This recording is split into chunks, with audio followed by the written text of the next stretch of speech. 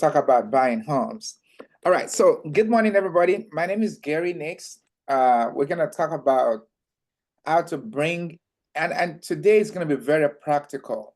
How to bring our FICO score up to 800. We're gonna start on the lower side and show how the steps you can take to get into 800. And I'm hoping I have a special guest that you guys will meet. This lady and her husband, they're amazing.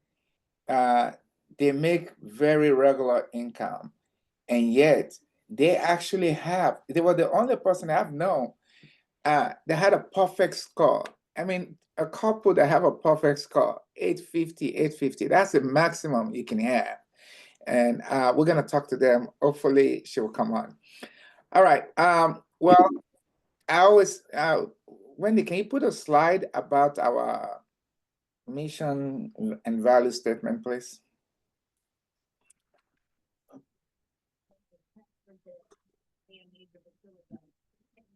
One moment, Gary. I don't think I have it.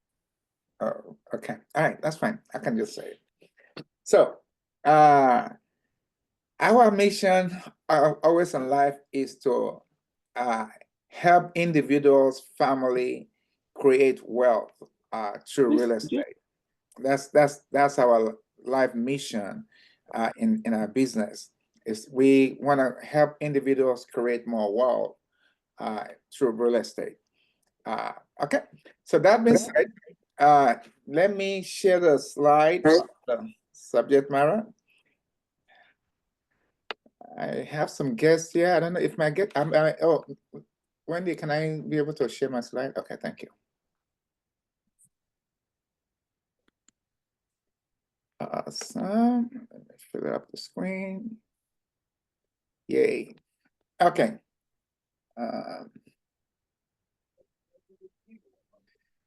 So I do have some guests here. I don't know if they're here already. Alfredo and Larry.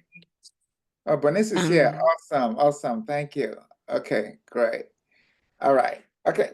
So again, the subject matter is how to bring your FICO score from anywhere to 800. All right. And let me just put some housekeeping thing in here. If you stay to the end, and we have a lot of slides to share, I don't even know if we're going to be able to, because I always tap it out in an hour. So we promise, 11 o'clock we're done. But if you stay to the end, we're going to raffle out 4 game tickets. As you all know, there's a lot of sporting events going around LA right now. So you'll get 4 tickets to one of those. And hopefully, I think the people that have gone, they've all enjoyed themselves. So, all right. So let's get started. As you can see, I'm going to start with some trivia. So this requires a lot of audience participation. So the more you participate with us, we're going to put you in the raffle for, well, I think we're only going to maximize for 2 times. So if you participated with us, we'll put your name more times in the raffle, no more than twice. I want to disclaim that, okay? Awesome. Let's go. Okay, why is my listing not moving? All right, so trivia.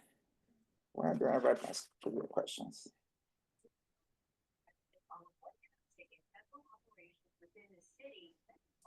One second.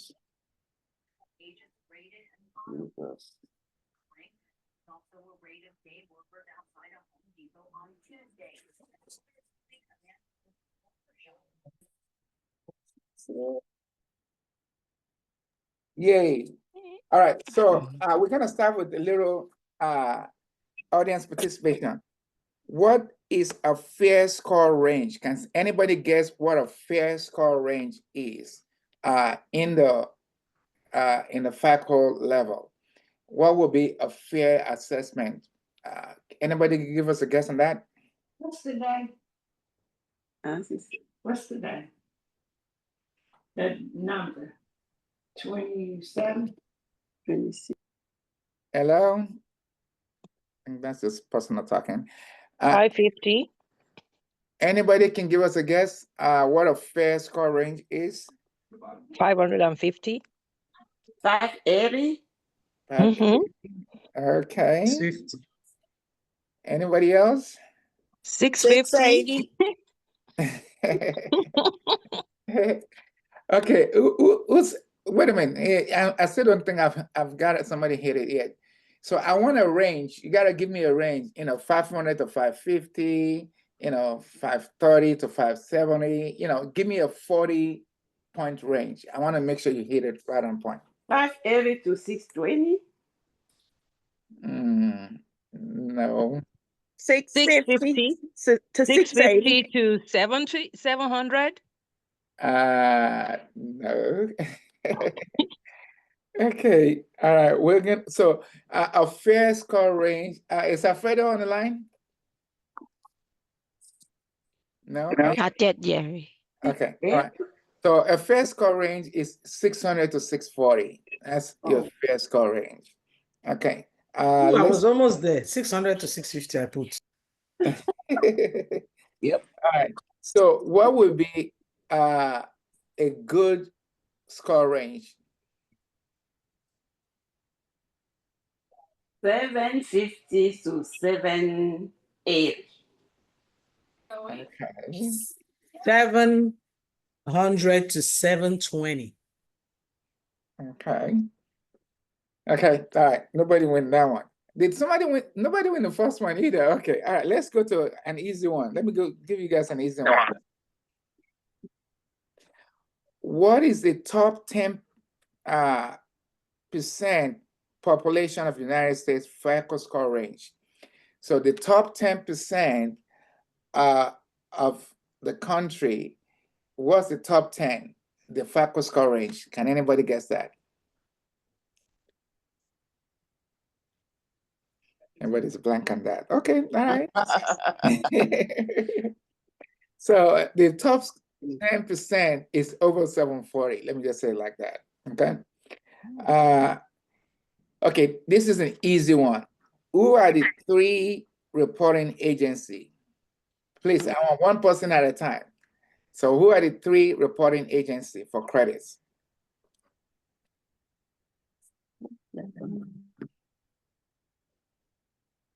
I will say Experian, TransUnion, and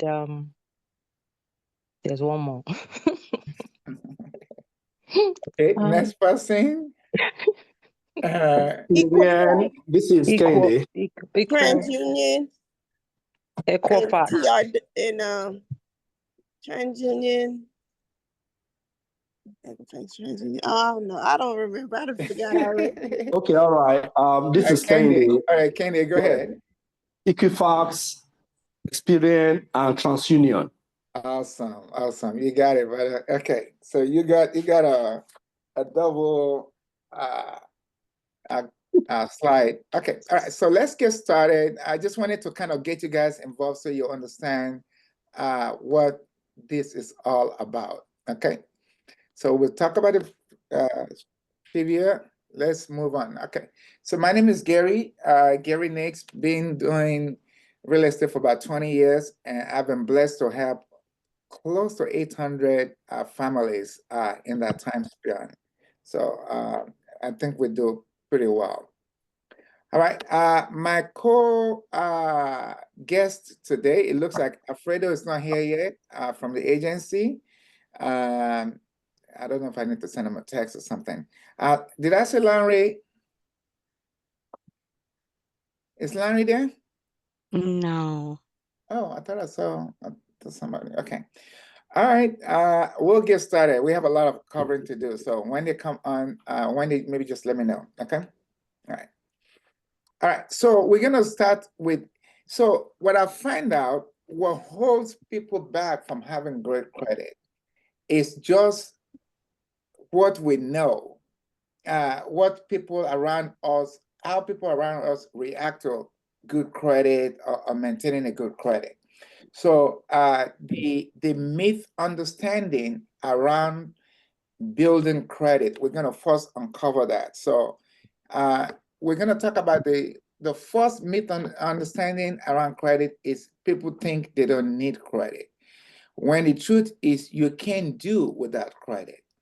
I don't care if you're a millionaire and you win a lotto, you have $10 million, you can't use your 10 million to get it to everywhere.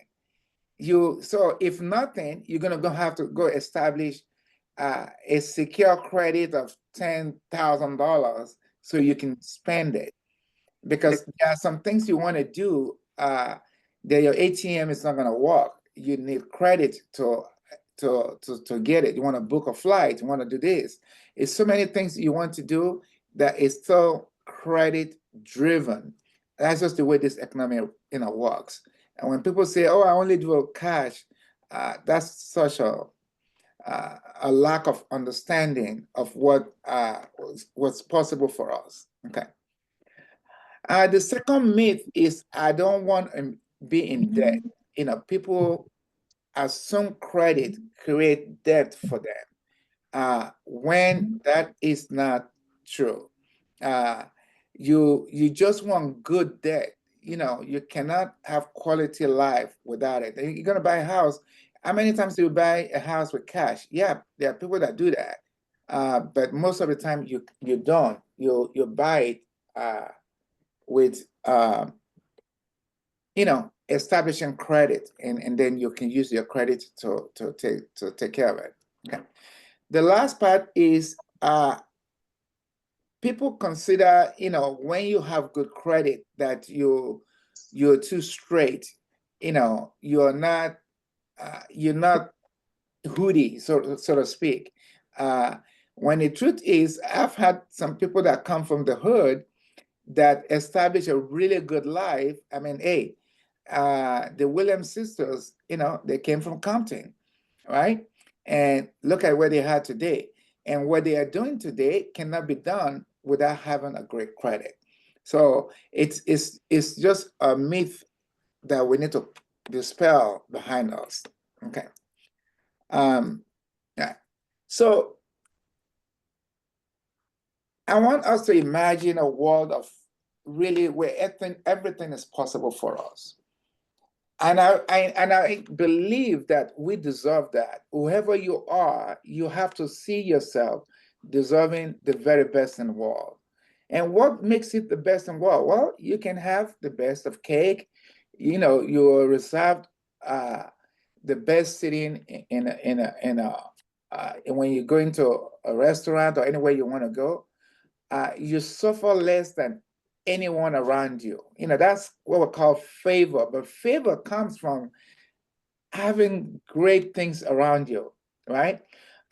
You get considered for anything you want. Literally anything you want. You want to. I remember when I was working in retail, and this gentleman came and he had his black Amex card. I don't know if that's a thing like it used to be back then. This is about 25 years ago. And everybody literally in that store is like, oh my God, they all just like bending down. Because with that black Amex card, it basically means if he wants to charge $100,000, he can charge $100,000, right? It's not good. So nothing comes easy, but everything is possible. So we're going to kind of bring this home for us on how we can work that life, right? I've used this example before, two brothers making the same kind of money, and one has got good credit and the other one does not. And what does that lead to? Well, it leads to where if you have good credit, you pay, well, if this is someone that's have below credit, you're going to go special financing, your payment is going to be a lot higher. The other brother that has good credit pays less because it has a better rate. And even though it looks like when you have a car, depending on the kind of car you buy, you could be saving, somebody could be saving $200, another person could be saving $800, a month on car payment.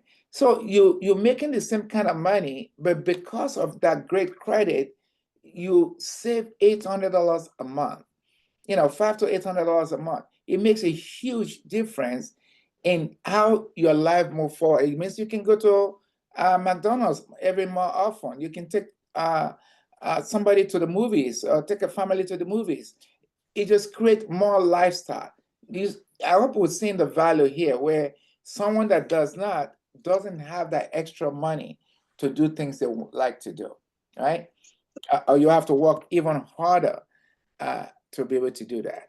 All right. So same thing. If they're buying a house, if Lord, we're gonna go through some samples a little bit later on. When people, one person have good credit, and boom, all of a sudden, I work with a lot of first-time buyers, and I'm always looking for programs that can help people. And you have someone come in, and because their credit is good, they can tap into every assistance program.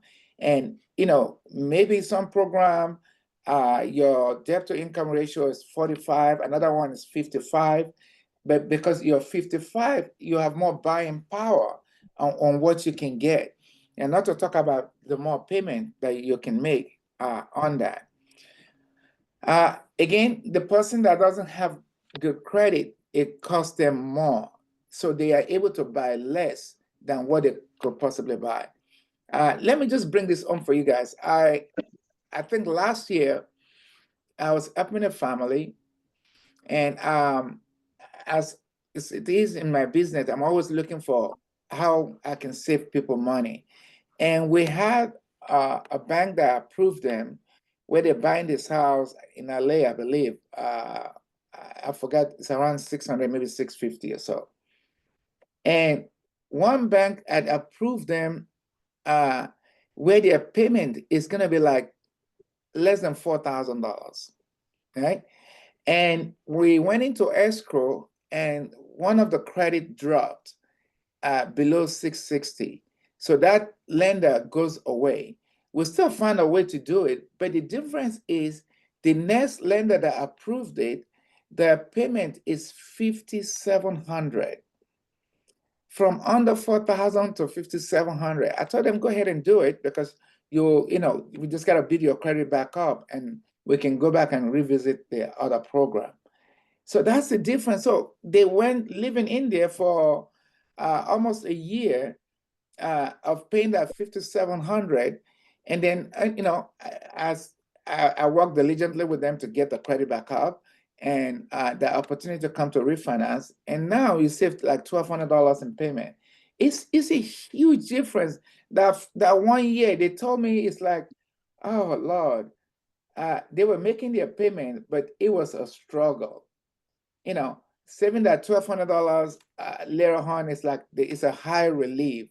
This is the value of having great credit. All right. So like I said, the credit is reported by 3 agencies: Experian, Equifax, and TransUnion, and they all have different guidelines. It's a mathematical equation. I can tell you all what I really don't know what it is. I just know how to reflect on it very well. Okay, so a trade line. What is a trade line? A trade line is basically a credit line that you have established. So if you have Capital One, if you have Target, Macy's, those are all trade line. And the longer they are, the more you are scored for them. So if you have Macy's for 20 years and you've never been late, it reflects on that mathematical equation to move your score up, right? So if you have a newer one, you would still get a good score, but you don't get the higher score unless you have some length on that thing. Okay. So the power is in our hands. Do I have? Alfred is here now, Gary. Who's there? Alfred.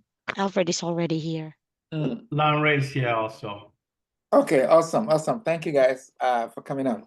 Okay, so let me bring you guys in for a minute, because I want people to see you. Okay, Alfredo, are you on? Yes, sir. I'm right here. Okay, awesome, awesome. Well, I'm just gonna let you put your input in in the middle of conversation. And Larry is a loan officer. Larry, you wanna come up for a minute second? Oh, yeah, I'm here. Can you hear me? Yeah, okay, awesome. All right. Yes. All right. So Alfredo, can you just introduce yourself, real quickly to people so they know what you do? Yes, absolutely. Thank you so much for inviting me to this awesome Zoom.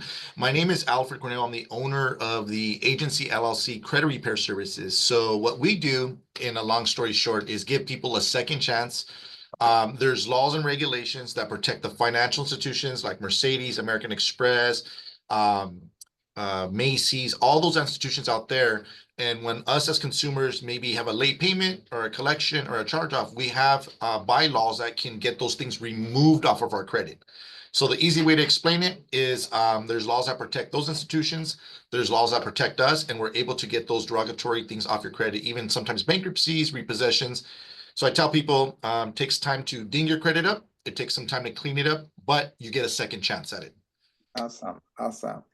And Larry, can you introduce yourself? How long have you been doing what you do and all that stuff? Yeah, thank you so much for inviting me, Jerry. My name is Lan Ray. I'm a mortgage advisor with First Citizens Bank.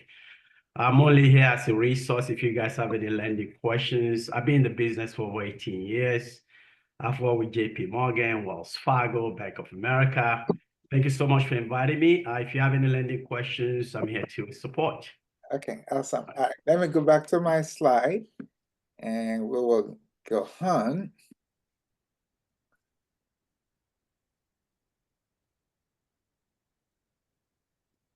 Okay. All right, so the power is in your hands. What can you do in your hand? So one of the things I find out with people, we're gonna talk about habits now. Habits is how we respond to things, right? And number one is communication. I don't know how many times I'm hanging out with someone and they get a call and they didn't answer the phone. I'm like, why are you answering the phone? Oh, it's creditors. I'm like, answer the doggone phone. So the key thing is always to answer the phone. Honestly, I think just kind of like, I don't like to bring politics into stuff, but how sometimes people respond to politics and stuff like that is, listen, you just got to, there's nobody trying to kill you. There's nobody trying to make things bad for us. It's what we believe that we respond to. Every bank are out there to work with you. We have to see that and not think that they are against us. Because I get it. Sometimes life happens. We have situations, blah, blah. But the key thing is to understand you got to communicate with people. I've had I think last year I was dealing with a couple that own a place, a house in Redondo Beach, and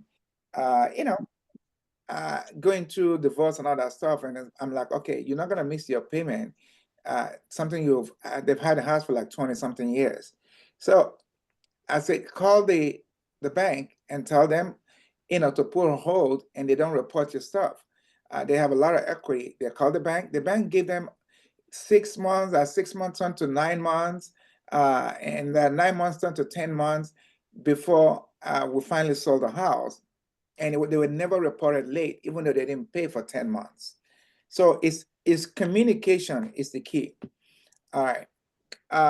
So answer every call from your creditors. Don't look at it, if you can just negotiate with them and explain your situation to them, and they will work with you. And some of them are pretty tough, don't get me wrong. Not all of them. Synchrony Bank, don't mess with Synchrony Bank, okay? But most of them, if you talk to them, they will work with you. Okay. So I keep putting communication, always is the key. Right. So I can't see these things very well.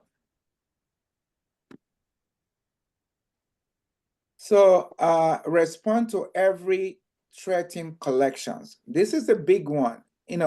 We always feel justified on some collections, or we feel justified why we don't make a payment. Alfred, maybe you can come in and put your 2 cents on this. This is an area where people get a ding on their credit because they probably feel like, hey, that was not my debt, you know, especially when it comes to medical reports, right? You know, oh no, I had my insurance, I went there, blah blah. So you know, I don't owe that. Whatever justification, right? Anything you want to say about this?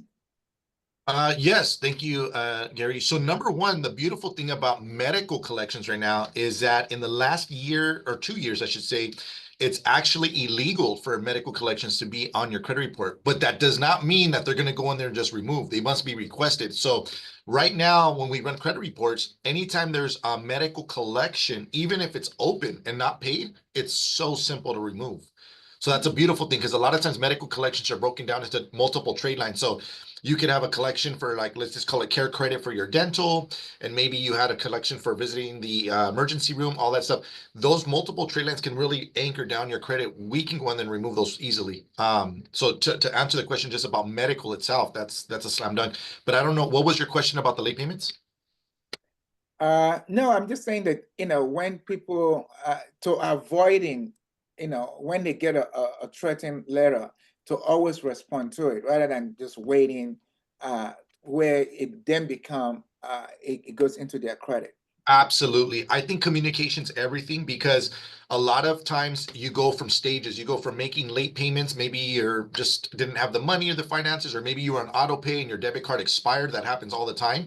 So when you're late, it now translates to collection, and then from collection it goes to charge off. And why does it move in those categories is for non-communication. Because if you're communicating with them, it doesn't mean it's not going to get there, but they'll work with you for a certain amount of time. So an example, if you're late and you're saying, hey, I'm going to try to catch up in the next month or so, they're not going to automatically remove the collections. But if you're in collections and you're like, please work with me, maybe I'll pay it off. Can I do payments?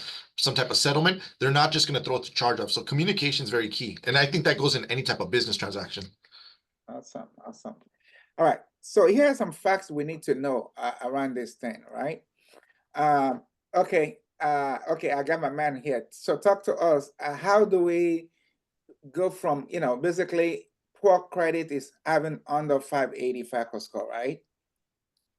And then you go to fair, where you start getting to 600 to the mid 600. You start getting to good above 640 to 680. And then when you start going over the 700, actually 740 now is what's considered excellent, excellent score. So it's being mindful that, okay, where am I in this score with all the agencies, right? Okay. So again, one of the things that always allow our score to go up is never fully charge your revolving accounts. Now, this is knowledge, and I will talk to Bernice in a few minutes about how habits are, right? I always tell people, you know, if you have $1,000 credit limit, never charge 1,000. If you have $5,000 credit limit, never charge 5,000. You know, don't look at it that you have the full amount to use. Instead, now I would say life happens sometimes, right? Well, you didn't plan on traveling. All of a sudden, your mom died in the South, and you have to fly out there to go take care. Or maybe your mom got sick. Let's not even talk about that, right? You have to fly out somewhere. You have to take a vacation or whatever that may be.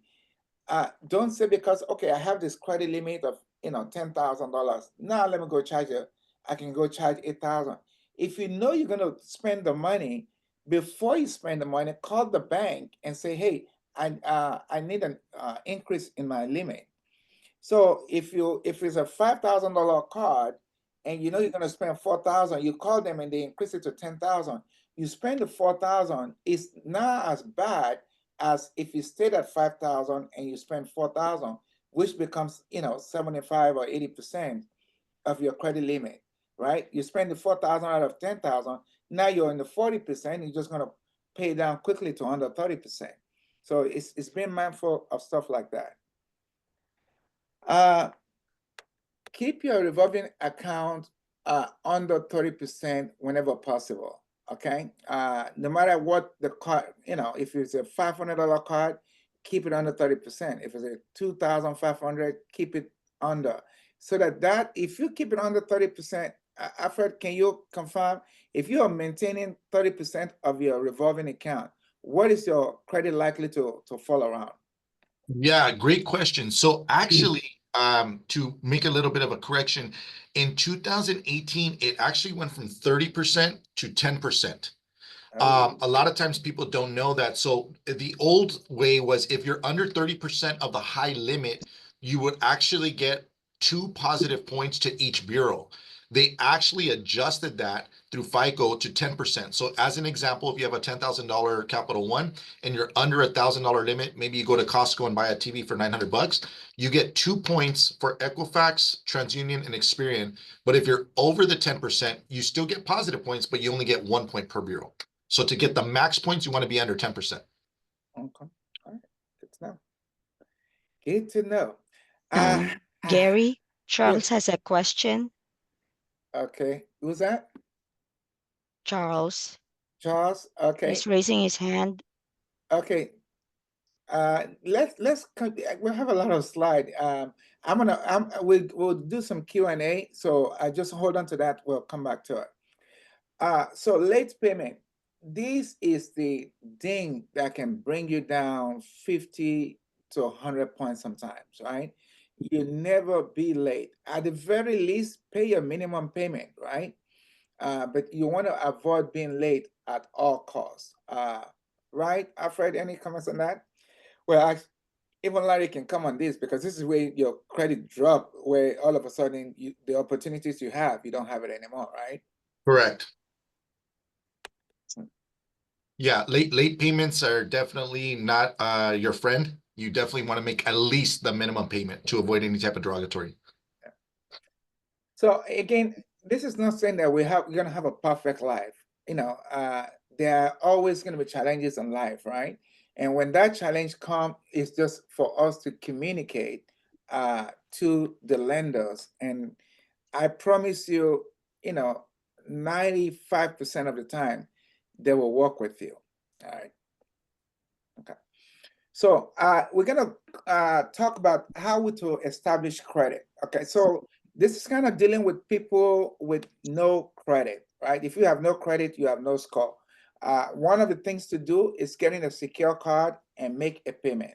It's more than just getting the secure card, but you also have to make a payment. So if you don't have any credit, you go to, I believe, Wells Fargo and Bank of America, get a $500. Even if you can't afford $500, get a $300 credit card. The only issue I have with people doing this is that people always think that's their money. It's not. Once you open it as a secure card, it becomes your credit card, not your money. So you still got to use it wisely. You got to maintain what we're just talking about, 10% or 30% of the balance, right? Keep your balance. Okay. I might have to change the slide after talking to Fred. No, it's gotta be 10%. Okay. Or be an authorized user on your parents' card or a loved one card. Okay. I had a young lady about 2 years ago came to me like, okay, I want to buy a place. And she literally just left high school. And she's like, oh, well, hey, I'm moving to Orange County and I need to get a place. I'm like, cool, I love that. You think, what's your score? I don't have any credit. I said, no problem. Okay, so let's go do this. We're gonna do 2 things. You'll get the secure card, and then have your mom hide it to one of our cards. She did that, and we pulled our credit 2 months later, and she was 768. It was awesome. I love that. I love that. So those are the ways to immediately establish credit. Now, of course, don't go get somebody's credit. Don't go be in somebody's credit that got a late report on their credit. You get somebody's credit that has a good, credit rating, then you have the benefit of that. Okay. So getting from good to bad. This is if you are, good is going to be a 640 to 680. Getting from bad to good. I'm sorry. Getting from bad to good. Okay, so this is going from 580 to 640. All right. Just if that means you usually get you're usually on a bad score because you have some collections. Be willing to settle those collections. I see people. I had one lady on the phone, helping her call I said, let's do a three-way. And she's like, I don't owe that credit. That wasn't me. That wasn't me. I said, listen, you want to get your credit right, or you want to, fight. And the creditor's like, okay, you disputed this before. So we negotiated it, and 40%, boom. And I said, well, because she doesn't feel justified, can you guys remove it from the trade line? And they agreed to do it. Awesome. Our score jumped up like almost 70 points after that. So decide to never be late on any payment and act on it. So if you're late yesterday, you can't control yesterday. But from today on, you can decide never to be late again. And really, if you're late, yeah, it's going to bring your score up big time. But after 2-3 months of making the payment, your score start going back up. It start creeping back up. Keep your balance under 10% and always communicate and answer your lender calls or letter. Okay. Getting from good to great, okay, which is what I usually have down, that if you're maintaining 10% or less, you're gonna be in the 800 score. You keep your credit going for a long time. The longer you keep it going, it always saddens me when people come and say, "Oh, I don't want to pay all those credit anymore," so I pay them off and I cancel them. No, do that. Keep the credit. Use it from time to time. I don't know how many times I get an email from Target like, "Hey, you need to use your credit before we close this." So I quickly run to Target, go buy $50 worth of stuff, and pay back again. So whatever that is, keep it active, from time to time. All right, habits. You want to change bad habits to form new ones. You deserve a great life, so choose the wise path. Change your thinking, change your world. Okay, so I have a little graph around this. Okay, oh Lord. Okay, timing. Okay, so programming. This is really the major area where we turn things around or we stay the same. If because we do things the way we know to do it. How do we know to do it? We call it programming. Programming comes from who you know, who you're around, who's been speaking to you, what you've been told by people around you, right? If people around you tell you, "Oh no, don't go get credit and let the man, take over your life," you believe that, right? And you start acting like that. So what I'm asking today is we open our arms, right? We open our arms and receive new knowledge. And what we are sharing today, if we do that, then we start thinking different. When we start thinking different, we start feeling different. And because we now feel like, okay, we are worthy of having a great credit, right? And now we start acting upon that. Now we start becoming more responsible. We're paying our debts on time. We answering calls. We're not afraid of collection calls. We answer them and we sort it out, right? And now the results start changing, right? And because the results start changing, our mind is now reprogrammed about being great, being deserving, and having a great credit. That's the part. All right, so I'm gonna stop there. Wendy, I want to time. Hold on. Let me bring Bernice. Bernice, come on the line real quickly. Oh, good morning, Mr. Jerry. Good morning, everyone. Good morning. You're not gonna show off your face, okay? All right. So Bernice is a special person. I mean, I've been doing. I've been dealing with people for a long time, right? Like I said, been blessed to probably do over 800 transactions. And Bernice and her husband is not available today. They have an 850 score. So 850, Alfred, you want to tell people what an 850 is, so that they know the value of that first? An 850 is a blessing. Hey, that is a phenomenal FICO score. So that is truly top notch, top tier. Well, that's as high as you can go. Let me just say it like that. All right. And what I want everybody to understand, Bernice is busy, so that's probably why she's not showing her face.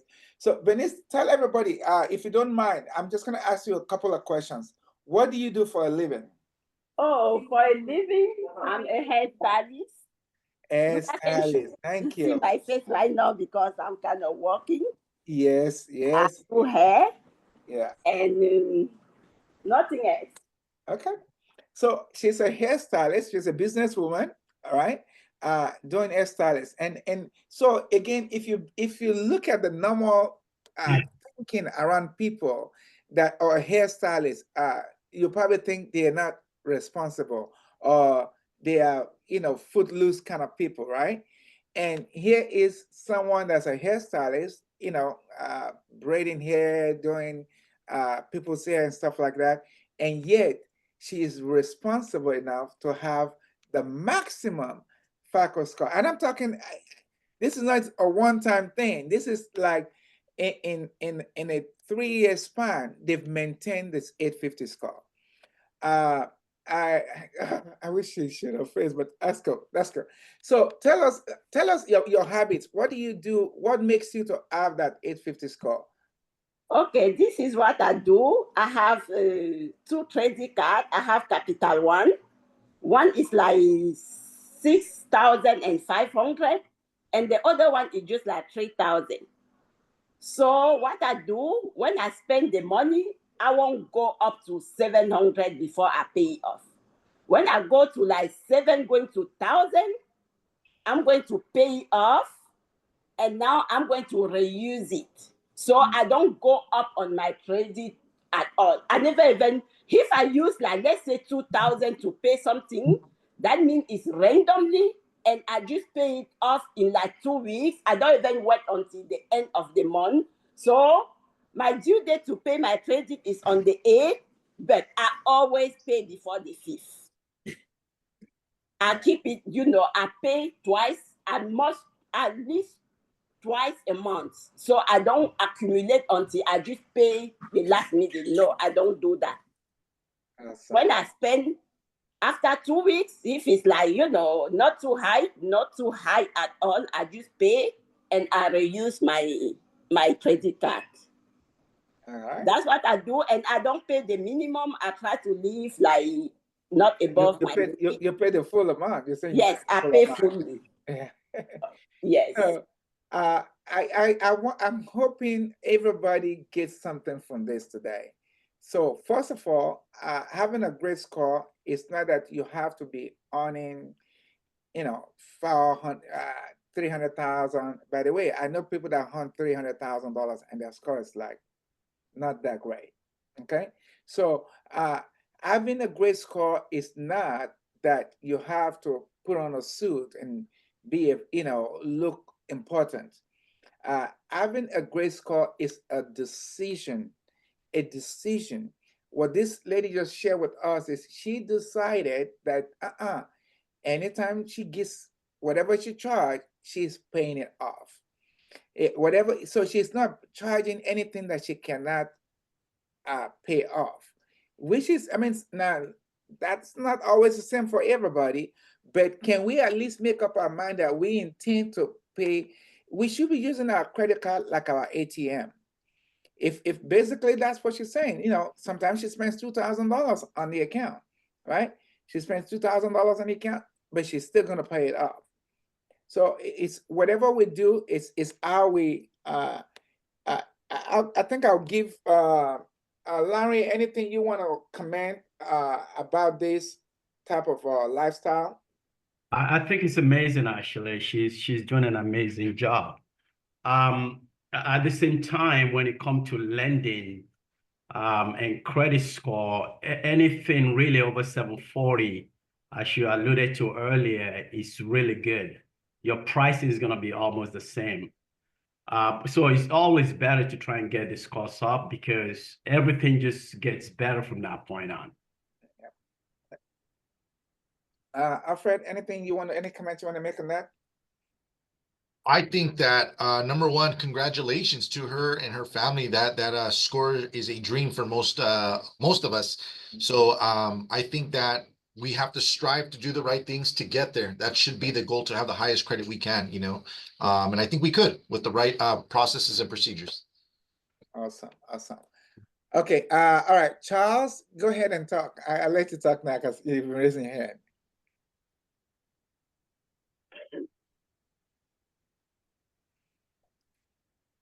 Hello? I think also it's on mute. Okay, let's go. All right. Yeah, hello? All right, yeah. So what's the question? Yeah, so thank you for mentioning Synchronim Bank. How do you resolve an issue like, suppose if you have a dispute of charge, you bought something and you can't remember the receipt, and you're disputing the charge? Like particularly, I had the issue with a Synchronim Bank, which is through Lowe's. I bought something, returned it back. I was sure that I returned it back. I don't know if I did not get credit on that. Next, I start seeing a collection call, you owe this amount. I refuse to pay it. I asked them specifically, can you send me I went to the account. The account doesn't show me my activity, purchases, and all that. It doesn't show me. I don't know. All the account is complicated. And I can't just find the receipt.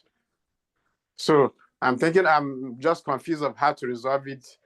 I'm thinking of, is there a way I can sue them? Or is there a way I can do it? Because I really don't like the way they messed up my credits. Okay. Alfred, you want to make a comment around that? Yeah, great question. So and when it comes to credit repair, it's a very fine particular situation. So it's a case by case. What I would do is I would run your credit with the tri-merge credit report with it has all three, Equifax, and Experian. Based upon how was it reporting, you know, when was the last time that they wrote it off as a collection or charge off, and then you can dispute that, especially in your case, Charles, that you know, you returned it and that ended up happening. So it's a case by case situation, but everything can be disputed 100%. So how do I dispute it then? What's the okay, Charles, hold on 1 second, because we got 10 minutes before we end this thing, and I'm going to cover that in some of my slides. So just hold on real quickly. And if you want more, Alfred put his information from the agency. He put it on the chat. You can look at that and connect with him. But let me just, because I still, this is always a tough seminar to do because it's packed with a lot of information. All right. So how to dispute your credit? Hey, that's your answer right there. So number one, I recommend hire a professional, and we have one on the line with the agency. They do this very well, and they can tell you their terms of how to do that, because they are much more. A lot of this you can do yourself, but if you hire a professional, that's their job. They have systems to getting it done. Okay, but let's kind of go through some other stuff we do, and it's, you know, you can write, you know, dispute letters in a 30 days turnaround, back and forth until they take it off, right? Settle collections. If it's a collection that's there for a while, it's always better to settle it, folks. You know, of course, you can work with the agency. I find collection selling, you can do pretty quickly. And they say, I have one guy came to my office and he had no credit. He just had 4 collections. And so with the 4 collections, it's showing like a 500 FICO score. Oh, Lord, I have things I wanted to show people here. Okay, so it's just better to call. We call him, we settle all those 4 collections. You know, it cost him like 2,500. And I told him to go get a secure card. His score went up to 680 like that. All right, so you can seek a lawyer to remove items like, you know, foreclosure, short sale, bankruptcy, stuff like that. Or, you know, you can connect with the agency and they can tell you how they can do. Lawsuit will get it removed, though. I want to tell you that if you can find somebody that does lawsuit, it will remove it permanently. It ain't coming back. Okay, because I've gone, I've had people that went that route and just taken care of. So Yes. so climbing the ladder of good to Yes. great in your credit. Let me just go through. If you generally pay on time and no late, you will have credit score of 640 to 680, even though you're almost full, or you may be close to full in some credits. But if you pay on time and you have no late, you're gonna maintain the 640 to 680 score. If you want to go higher than that, you want to keep your credit balance down. Really, if it's 30%, you're going to be around 740 to 760, even at 30% balance. Okay. If you do what Bernice is doing, and I hope everybody heard her, what she's doing, and she's maintained an 850 score for over 3 years. Okay. So what she's doing is every charges, she pays it off.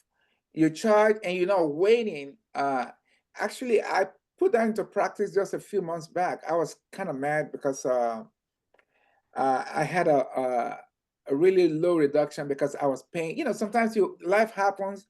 You have to charge things.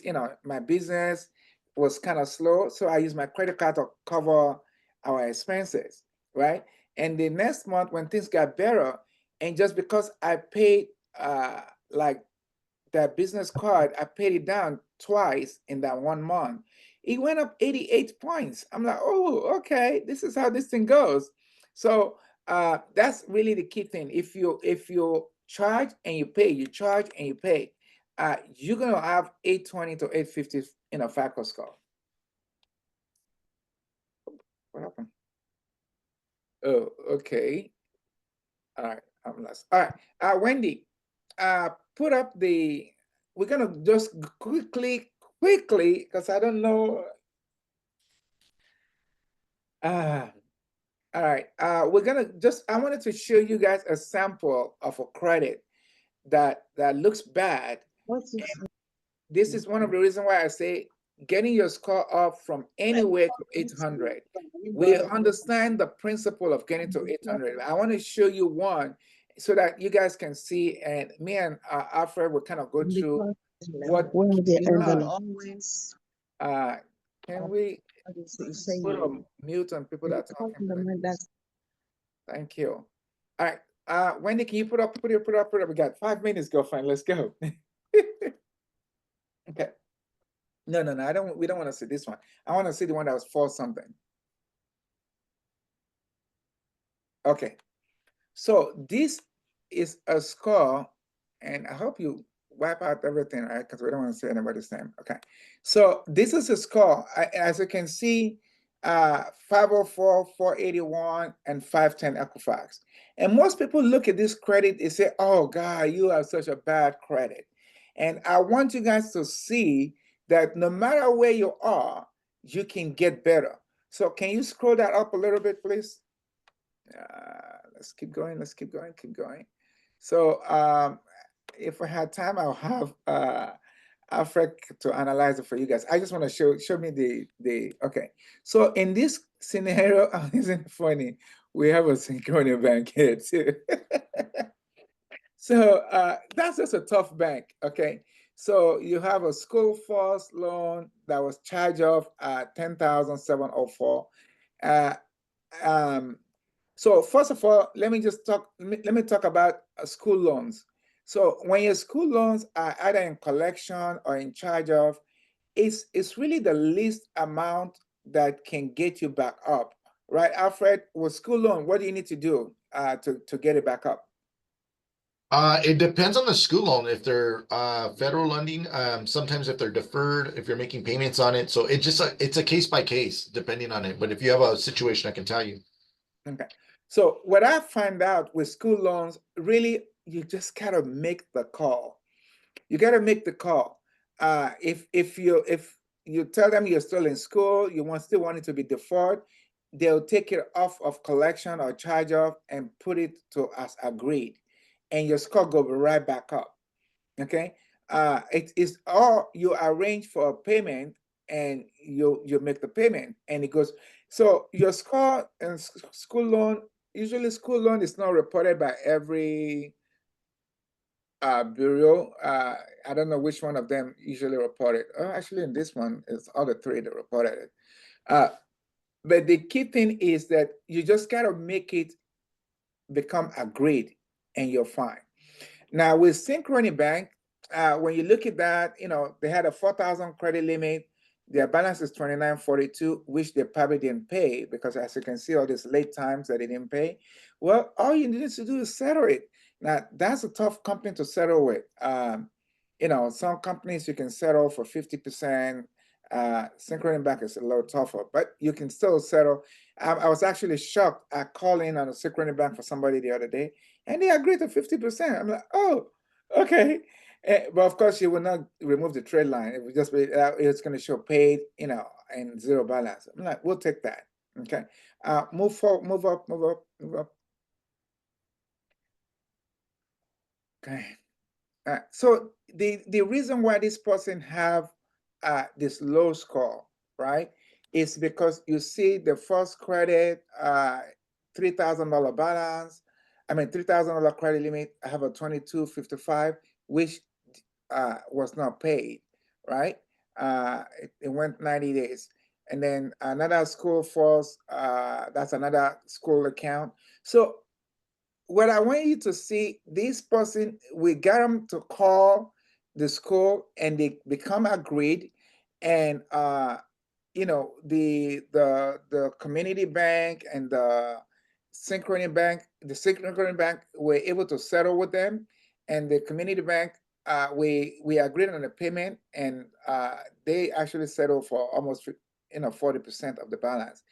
And literally, and I told this person to go get a secure credit card, and they did. And the lender was shocked because 2 months later, we turned it from a 492 to 686 FICO score. I want you guys to see that it doesn't matter how bad you are, you can get back up if you choose to. You need to talk with somebody like Alfred with the agency, or just give me a call, and I'll tell you, when we review what needs to be done. Now, there are times when you need the agency to help you, because I remember I had one lady that had like 8 different collections, and it was just too much. So then you need, people to help you report it, to keep taking it off, and agency does very well with that. All right, you can take that off because our time is up now. It's 11:01. I hope you guys got some information. I hope, if nothing, Bernice, thank you so much. I think for people to see a normal person like themselves, having been responsible to have a great credit is possible for every one of you. So if you have any questions, Wendy, can you put our information on the chat too? So that way people can call. Hey, Jerry. So thank you, Larry. Jerry. Any Yeah, I just want to ask something. First of all, thank you again for inviting me. It's great to meet everyone. But what I want to put out there is 800 credit score is a goal to reach for. But we are helping families every day with 660 credit score, with 0 down payment, giving them 15,000 towards closing costs, and they can buy property up to 800. So don't be discouraged. Of course, the higher your credit score, the better for everything we need to do, but we can still get you a mortgage with 660 credit score. We'll just leave you with that. If you need my information, I will leave it in the chat. Okay, please do. Put it up there so that they can get access to it. All right, and Alfred also had any closing comments from you? I just wanted to thank you for letting me be part of this. This was an awesome thing to be a part of. And if anybody needs help, my information's in the chat, or you can reach out to Gary as well. And like I said, credit's very important. So everybody have a blessed Saturday. Thank you. Thank All right, you, guys. we're gonna go to our Wheel of Fortune. So don't leave, people. I told you right from the beginning that we're gonna go into the Wheel of Fortune, and we have 4 tickets for LA Galaxy game. They're great tickets, by the way. They are on the lower level, and you can be right there